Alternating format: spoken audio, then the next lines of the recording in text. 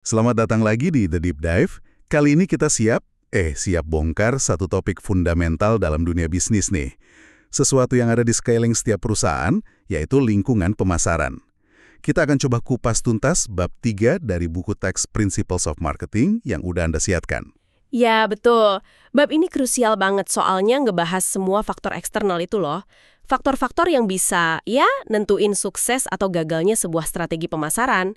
Kita coba tarik benang merahnya lah ya, cari intisari paling penting dari sumber ini buat Anda semua. Persis, misi kita hari ini bantu Anda biar benar-benar paham apa aja sih kekuatan-kekuatan di luar sana, yang dekat maupun yang jauh gitu ya, yang mempengaruhi kemampuan perusahaan buat melayani pelanggannya. Dan, yang lebih penting lagi, gimana caranya biar nggak cuma bertahan, tapi juga lihai menavigasinya. Nah, ada contoh nyata yang bagus tuh dari sumber kita soal Philips, perusahaan elektronik raksasa ini kan. Mereka sadar betul, mereka harus terus-menerus ngintip keluar jendela gitu, memantau lingkungan pemasaran yang berubah cepet banget. Apalagi pas mereka masuk pasar dinamis kayak Timur Tengah. Nggak bisa pakai kacamata kuda pokoknya, harus peka sama semua perubahan sekitar. Ini nunjukin banget kalau analisis lingkungan itu ya bukan cuma teori di buku, tapi alat bertahan hidup lah. Betul banget. Bukan sekedar konsep akademis ya, tapi kayak radar penting gitu buat perusahaan. Oke deh, mari kita mulai bedah lapisannya yuk. Konsep utamanya sebenarnya sederhana. Perusahaan itu kan nggak hidup sendirian di pulau terpisah. Ada banyak banget faktor di sekitarnya. Nah, sumber kita ini membaginya jadi dua lapisan besar. Lingkungan mikro sama lingkungan makro. Kedengarannya kayak pelajaran biologi ya. Tapi ini soal bisnis. Iya juga ya. Mari kita mulai dari yang paling nempel dulu nih, lingkungan mikro. Ini tuh aktor-aktor yang ada di lingkaran paling dekat sama perusahaan, yang langsung gitu mempengaruhi cara perusahaan melayani Anda, para pelanggannya. Mereka ini ibaratnya tetangga dekat lah, yang interaksinya intens setiap hari. Oke. Tetangga dekat ini siapa aja nih? Pertama, ya tentu perusahaan itu sendiri. Semua departemennya, pemasaran, keuangan, R&D, SDM, itu harus main sebagai satu tim. Kalau nggak kompak, ya susah mau melayani pelanggan dengan baik. Terus ada pemasok, ini jelas ya, yang ngasih bahan baku atau sumber daya lain. Tanpa mereka, ya nggak ada produk. Terus jangan lupakan juga perantara pemasaran. Ini penting banget tapi kadang suka kelupaan gitu. Mereka ini yang bantu perusahaan buat promosiin, jual, sama distribusiin produk ke pembeli akhir. Bisa distributor, toko retail, agen pemasaran, perusahaan logistik. Pokoknya mereka ini jembatan ke pelanggan. Hubungan baik sama mereka tuh krusial banget. Terus ada pesaing. Nah, ini nggak perlu dijelasin panjang lebar lah ya. Perusahaan harus lebih unggul dari mereka dalam memuaskan pelanggan. Kemudian ada berbagai jenis publik atau kelompok masyarakat. Ini bisa macam-macam nih. Ada lembaga keuangan yang ngasih dana, media yang bisa bentuk opini, pemerintah yang bikin aturan, kelompok aktivis, sampai masyarakat lokal di sekitar perusahaan. Mereka semua punya kepentingan dan bisa berpengaruh. Dan yang terakhir, tapi justru paling sentral sebenarnya di lingkuran mikro ini, pelanggan itu sendiri. Sumber kita ngebaginya jadi beberapa tipe pasar. Pasar konsumen, ya kayak kita-kita ini individu. Pasar bisnis, yang beli buat produksi lagi. Pasar reseller, yang beli buat dijual lagi, kayak toko gitu. Pasar pemerintah, beli buat layanan publik. Sama pasar internasional, masing-masing punya karakter dan kebutuhan unik. Jadi semua pemain ini, internal perusahaan, pemasok, perantara, pesaing, publik, dan pelanggan, mereka semua nyambung nih dalam apa yang disebut jaringan penghantar nilai atau Value Delivery Network. Intinya, kemampuan perusahaan nyiptain nilai buat pelanggan itu nggak berdiri sendiri, tapi tergantung banget sama seberapa baik dia ngelola hubungan sama semua aktor mikro ini. Yang menarik di sini betapa eratnya gitu keterkaitan ini semua. Misalnya nih, ada masalah sama satu pemasok kunci aja, itu bisa langsung ganggu produksi dan ujung-ujungnya ngecewain pelanggan. Atau kalau perantara pemasaran nggak termotivasi jualin produk Anda, ya sebagus apapun produknya, nggak bakal sampai ke tangan konsumen kan? Pesaing ngeluarin produk baru yang lebih inovatif, wah langsung terasa dampaknya. Jadi ngelola lingkungan mikro ini butuh perhatian konstan, negosiasi, sama bangun hubungan yang kuat. Ini bukan sesuatu yang bisa diatur sekali jalan terus ditinggal. Benar juga ya. Jadi bukan cuma soal punya produk bagus, tapi gimana seluruh ekosistem mikro ini dukung penghantaran nilai ke pelanggan. Oke, Itu lingkaran dalamnya. Sekarang, coba kita zoom out sedikit. Lihat gambaran yang lebih gede. Kita masuk ke lingkungan makro. Ini kekuatan-kekuatan yang lebih luas. Kayak arus besar gitu ya, di lautan masyarakat. Gungnya itu sendiri. Plus pencahayaan, cuaca, sama kondisi umum lainnya. Ini adalah kekuatan sosial yang lebih besar yang mempengaruhi seluruh lingkungan mikro. Perusahaan biasanya sih nggak bisa ngendaliin kekuatan makro ini secara langsung ya, tapi wajib banget memahaminya. Soalnya dampaknya bisa dahsyat. Sumber kita mengidentifikasi ada 6 kekuatan utama nih di lingkungan makro ini. Ada demografi, ekonomi, alam, teknologi, politik, dan sosial serta budaya. Wah, banyak juga ya. Mari kita coba kupas satu persatu deh. Dimulai dari demografi. Ini favorit saya nih. Oh ya? Kenapa favorit? Soalnya ini tentang manusia. Demografi kan studi tentang populasi.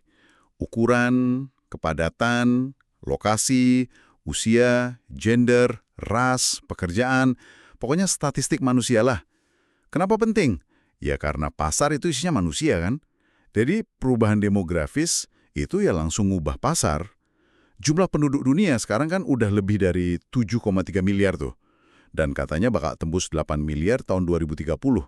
Bayangin aja implikasinya gimana. Implikasinya memang gede banget.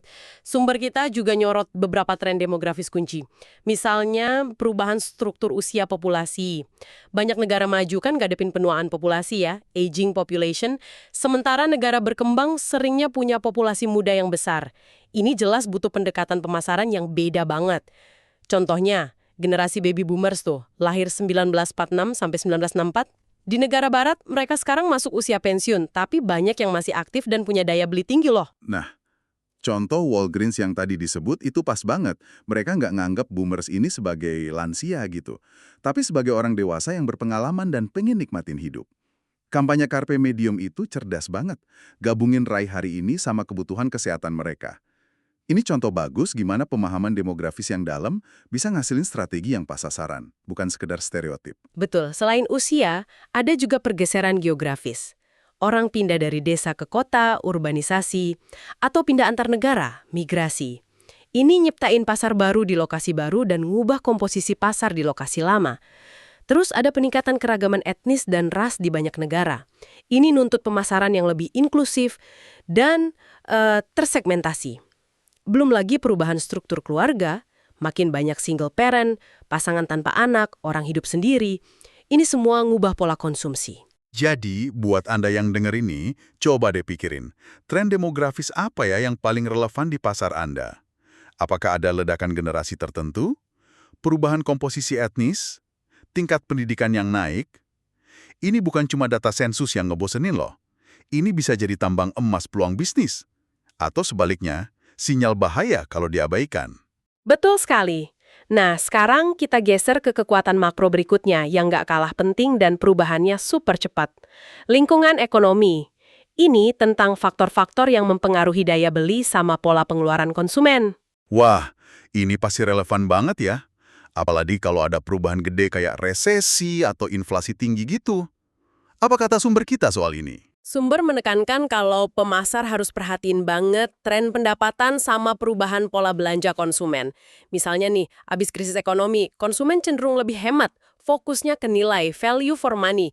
Mereka mungkin nunda beli barang tahan lama, lebih milih merek toko, private label, atau nyari diskon.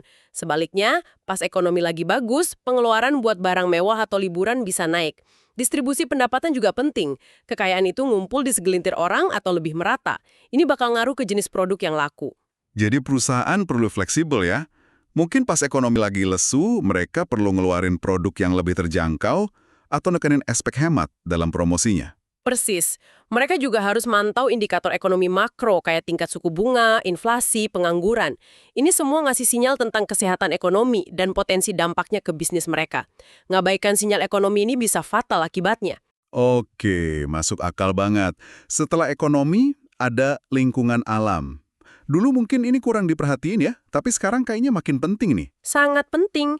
Lingkungan alam ini nyakup sumber daya fisik dan alam yang dibutuhin sebagai input oleh pemasar atau yang dipengaruhi sama aktivitas pemasaran. Sumber kita nyorotin beberapa tren utama di sini. Pertama, meningkatnya kekhawatiran soal kelangkaan sumber daya alam, kayak air, mineral, atau bahan bakar fosil. Ini dorong pencarian energi alternatif sama material yang lebih berkelanjutan. Berarti ada tekangan ya buat lebih efisien dan ramah lingkungan? Benar. Kedua, meningkatnya polusi. Limbah industri, sampah plastik, polusi udara dan air jadi isu global yang serius banget. Konsumen sama pemerintah makin nuntut perusahaan buat tanggung jawab atas dampak lingkungannya. Ketiga, meningkatnya intervensi pemerintah dalam pengelolaan sumber daya alam. Banyak negara nerapin regulasi lingkungan yang lebih ketat, mulai dari standar emisi sampai pengelolaan limbah. Wah, ini nyambung ke isu tanggung jawab sosial yang bakal kita bahas nanti ya. Tapi intinya, perusahaan udah nggak bisa lagi cuek sama isu lingkungan. Ini bukan cuma soal citra doang, tapi bisa jadi soal biaya operasional, misalnya pajak karbon, atau bahkan kelangsungan pasokan bahan baku. Tepat sekali. Isu keberlanjutan atau sustainability itu kini jadi agenda strategis buat banyak perusahaan. Konsumen, terutama generasi muda nih, makin milih merek yang nunjukin kepedulian terhadap planet ini. Jadi ini bukan hanya tantangan, tapi juga peluang buat inovasi dan bangun citra merek yang positif. Menarik. Selanjutnya nih, kekuatan yang perubahannya mungkin paling bikin pusing kepala. Teknologi. Bisa jadi, bisa jadi. Lingkungan teknologi ini emang luar biasa dinamis sih. Sumber kita ngegambarinnya sebagai kekuatan paling dramatis yang membentuk nasib kita. Tiap teknologi baru itu nyiptain peluang pasar baru, tapi sekaligus bisa ngancurin industri yang udah mapan. Ini pedang bermata dua banget. Contohnya banyak banget ya. Internet, smartphone, AI, bioteknologi, robotik, walah, daftarnya panjang. Ini semua ngubah cara kita hidup, kerja, komunikasi, dan tentu aja belanja. Iya, dan dampaknya ke bisnis itu multidimensi. Teknologi baru memungkinkan pengembangan produk baru yang inovatif, cara baru buat jangkau dan layani pelanggan, e-commerce, media sosial gitu, proses produksi yang lebih efisien, otomatisasi, dan cara baru ngumpulin serta analisis data pelanggan, big data analytics. Ini semua peluang gede. Tapi sisi penghancurnya juga nyata ya. Sumber kita kasih contoh klasik tuh, transistor gantiin tabung vakum, fotografi digital bunuh industri film analog, streaming musik dan video gerus penjualan CD-DVD. Sekarang kita lihat mobil listrik nantang industri otomotif konvensional, atau AI yang berpotensi ngubah banyak pekerjaan. Nah, ini munculin pertanyaan penting, gimana perusahaan bisa antisipasi dan adaptasi sama perubahan teknologi yang secepat kilat ini? Kuncinya ya investasi di riset dan pengembangan R&D, atau paling nggak punya kemampuan buat cepat adopsi teknologi baru yang relevan. Perusahaan yang lambat atau nolak berubah ya bakal ketinggalan jauh. Mantau paten baru, perkembangan di universitas, atau startup teknologi bisa jadi cara buat tetap waspada. Jadi nggak cukup cuma fokus sama teknologi yang dipakai sekarang ya, tapi harus punya radar buat ngelihat apa yang bakal datang. Oke. Setelah teknologi kita ke lingkungan politik dan sosial. Ini kayaknya soal hukum, peraturan, sama isu-isu sosial gitu ya. Betul, lingkungan politik dan sosial ini mencakup hukum, lembaga pemerintah, sama kelompok penekan, pressure groups, yang mempengaruhi atau membatasi berbagai organisasi dan individu di masyarakat. Kenapa ini penting buat pemasar? Ya karena legislasi sama kebijakan pemerintah itu ngatur hampir semua aspek bisnis. Contohnya apa aja tuh? Wah, banyak banget. Ada undang-undang persaingan usaha buat cegah monopoli. Ada peraturan perlindungan konsumen yang ngatur keamanan produk, praktik iklan, privasi data. Ada regulasi lingkungan yang tadi udah kita bahas. Ada kebijakan perdagangan internasional. Perubahan pemerintahan bisa berarti perubahan kebijakan yang signifikan. Pemasar harus paham betul aturan main ini di tiap pasar tempat mereka beroperasi. Selain hukum formal nih, aspek sosialnya gimana? Aspek sosialnya ini berkaitan sama penekanan yang makin gede pada etika dan tanggung jawab sosial perusahaan. Isu-isu kayak hak asasi manusia dalam rantai pasok, keragaman dan inklusi di tempat kerja, atau dampak sosial dari produk, misalnya makanan cepat saji dan obesitas, makin jadi sorotan publik sama kelompok advokasi. Perusahaan diharapkan nggak cuma patuh hukum, tapi juga bertindak etis dan bertanggung jawab secara sosial. Nah, ini bawa kita ke Tanggung jawab sosial. Nah, ini dia. Tadi sempat disinggung dikit. Sumber kita bilang, perusahaan yang tercerahkan itu didorong buat melakukan hal yang benar, lebih dari sekedar taat aturan. Gimana maksudnya tuh? Maksudnya ada ekspektasi yang tumbuh kalau bisnis itu harusnya berkontribusi positif ke masyarakat dan lingkungan, bukan cuma ngejar profit melulu. Ini bisa terwujud dalam banyak cara, praktik bisnis yang etis, operasional yang ramah lingkungan, perlakuan adil ke karyawan, filantropi, atau terlibat ngatasin masalah sosial. Salah satu bentuk yang disebut di sumber itu cost-related marketing ya, pemasaran berbasis tujuan mulia. Yang idenya, tiap beli produk Anda, sebagian disumbangin buat tujuan sosial tertentu. Contohnya banyak kan, dari kampanye air bersih sampai dukungan buat riset kanker. Sumber nyatet pertumbuhannya pesat banget loh. Dari 120 juta dolar tahun 1990, jadi 2 miliar dolar tahun 2016 di AS aja. Kayaknya ini strategi yang populer ya. Populer, tapi ya ada jebakannya juga. Kalau nggak dilakuin dengan tulus dan transparan, konsumen bisa sinis loh. Mereka bisa nganggepnya cuma taktik pemasaran murahan buat dongkrak citra atau greenwashing kalau terkait isu lingkungan. Kredibilitas sama otentisitas itu kunci. Perusahaan harus benar-benar komit sama cost yang didukung, bukan sekedar nempelan logo di kemasan doang. Tapi kalau dilakuin dengan benar, bisa jadi situasi menang-menang gitu ya. Perusahaan dapat citra baik, mungkin loyalitas pelanggan naik, dan tujuan mulianya juga kebantu. Dan ini jadi bagian integral dari strategi bisnis dan reputasi perusahaan. Di lingkungan mikro, persepsi publik soal etika perusahaan itu ngaruh banget ke loyalitas pelanggan sama daya tarik buat calon karyawan. Di lingkungan makro, nilai-nilai sosial masyarakat tentang keberlanjutan, etika, dan keadilan makin kuat. Perusahaan yang abai sama ekspektasi ini beresiko kehilangan legitimasi sosialnya. Oke, jadi CSR itu bukan cuma soal berbuat baik, tapi juga soal berbisnis dengan baik di mata stakeholder ya. Sip. Terakhir nih, dari 6 kekuatan makro, lingkungan budaya. Ini soal apa? Nilai-nilai, persepsi, preferensi, gitu. Tepat sekali. Lingkungan budaya itu terdiri dari institusi dan kekuatan lain yang mempengaruhi nilai-nilai dasar, persepsi, preferensi, sama perilaku masyarakat. Orang kan tumbuh di masyarakat tertentu yang ngebentuk keyakinan sama nilai-nilai mereka. Nah, nilai-nilai budaya ini diekspresiin dalam cara orang mandang diri sendiri, orang lain, organisasi, masyarakat, alam, dan alam semesta. Wah, kedengarannya dalam damat ya. Gimana contohnya di pemasaran? Contohnya banyak. Misalnya nilai inti, core values suatu budaya itu cenderung persisten, diturunin dari generasi ke generasi. Kayak keyakinan pada kerja keras, pernikahan, atau kejujuran. Pemasar kecil kemungkinannya bisa ngubah nilai inti ini. Tapi ada juga nilai sekunder, secondary values, yang lebih mungkin berubah seiring waktu. Misalnya pandangan orang soal kapan harus nikah, atau soal gaya hidup sehat. Nah, pemasar punya peluang lebih gede buat mempengaruhi nilai sekunder ini. Jadi, penting ya buat bedain mana nilai yang sakral, mana yang lebih fleksibel gitu. Betul, pemasar juga harus paham subkultur dalam masyarakat kelompok orang dengan sistem nilai bersama berdasarkan pengalaman hidup atau situasi yang sama. Misalnya kelompok etnis, agama, atau gaya hidup. Tren budaya juga penting dipantau. Misalnya, pergeseran ke gaya hidup yang lebih sehat dan peduli lingkungan, atau meningkatnya penggunaan media sosial buat ekspresi diri. Semua ini ngaruh ke jenis produk yang diminati, cara komunikasi yang efektif, sama citra merek yang relevan. Ngabaikan nuansa budaya bisa fatal akibatnya, apalagi di pasar global. Wow, oke.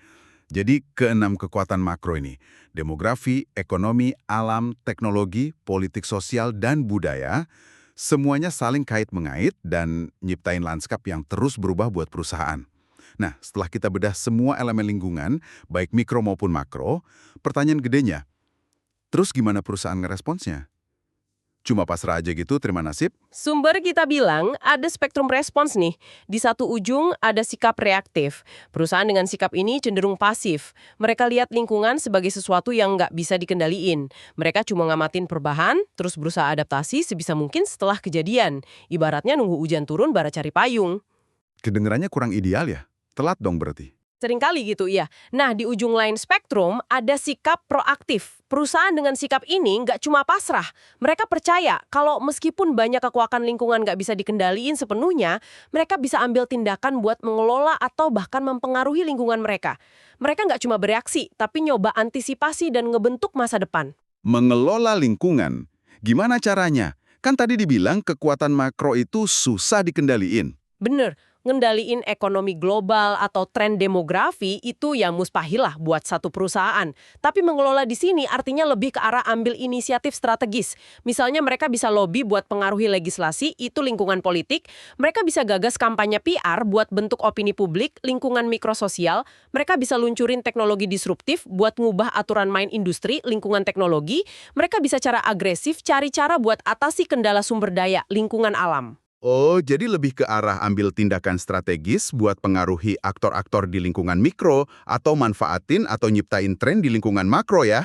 Bukan sekedar jadi penonton gitu. Tepat. Contoh praktisnya banyak disebut di sumber. Misalnya, gimana perusahaan proaktif ngelola reputasi online mereka. Mereka nggak nunggu krisis viral meledak baru panik. Mereka punya tim yang aktif mantau percakapan di medsos, blog, forum.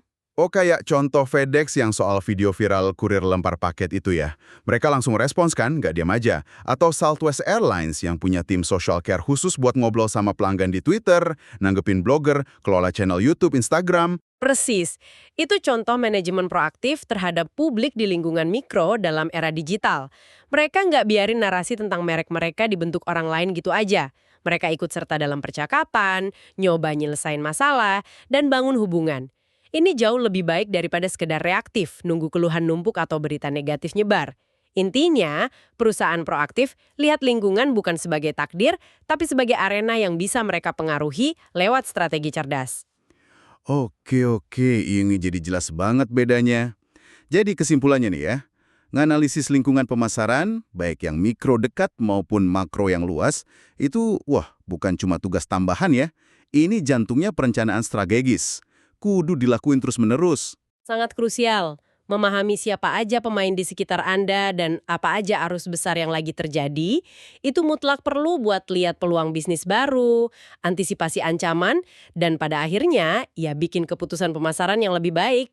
Tanpa pemahaman lingkungan yang solid, strategi pemasaran Anda itu ibarat kapal tanpa ladar di tengah badai.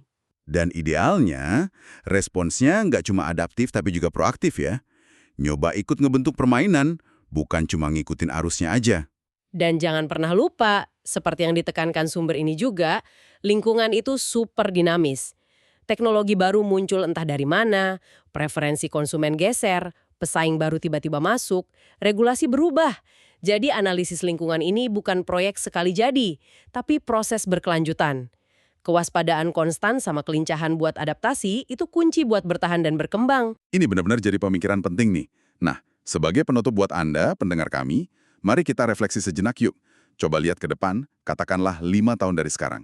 Dari semua kekuatan lingkungan yang udah kita obrolin tadi, mikro maupun makro, kekuatan mana ya yang kira-kira bakal paling keras menghantam atau justru paling gede peluangnya di lanskap pasar Anda? Dan yang lebih penting lagi nih, langkah konkret apa yang bisa mulai Anda siapin dari sekarang buat ngadepinnya? Pertanyaan reflektif yang bagus itu. Jawaban personal Anda buat pertanyaan ini bisa jadi titik awal buat strategi yang lebih tangguh dan proaktif ke depannya. Terima kasih banyak udah nyimak pembahasan mendalam kita tentang lingkungan pemasaran berdasarkan bab 3 ini. Semoga banyak aha momen yang didapat ya. Sampai jumpa di eksplorasi berikutnya.